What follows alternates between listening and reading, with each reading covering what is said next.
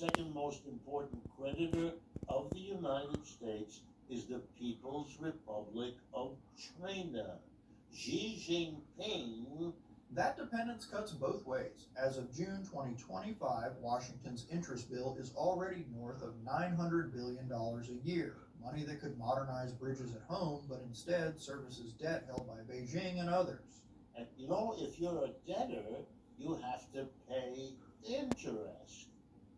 So the United States has to pay interest to China because it owes China currently in the neighborhood of $750 billion.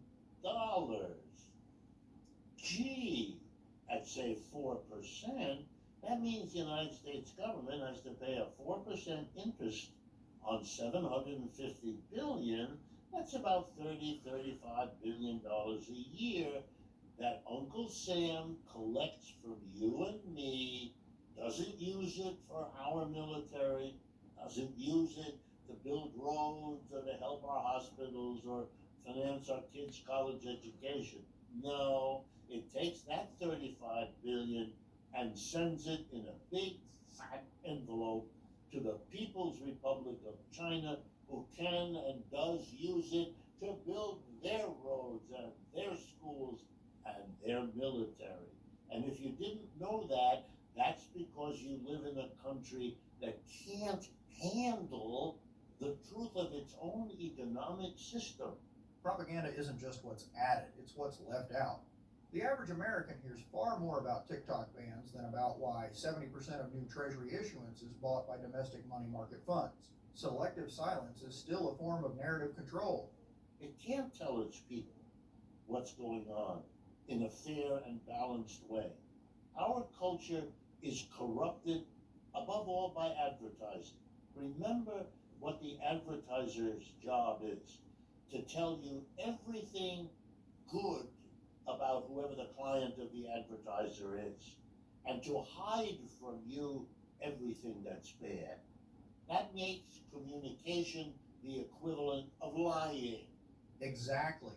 And the market eventually punishes bad information. When investors can't trust official data, they demand a premium to lend. You see it today in the widening spread between U.S. Treasuries and high-grade European debt despite comparable credit ratings. Trust, once lost, is costly to buy back. Are we in what really should be a post-sanction era where sanctions just simply don't work if the point is to coerce another country into doing something we want? Look at the 2024 oil price cap. Russian crude still found buyers via India and shadow fleets, while Western refiners paid higher premiums. Sanctions that don't alter behavior but raise global prices end up taxing allies more than adversaries. Well, they never worked with Russia and China, who have been the most sanctioned. Even when the word sanction wasn't used, they were subjected to all kinds of discrimination, let's call them that. And those discriminations were hurtful to them, that's true. Irritated them, that's true. They want them lifted, that's true. And they had costs attached to them that they had to bear. All of that is true.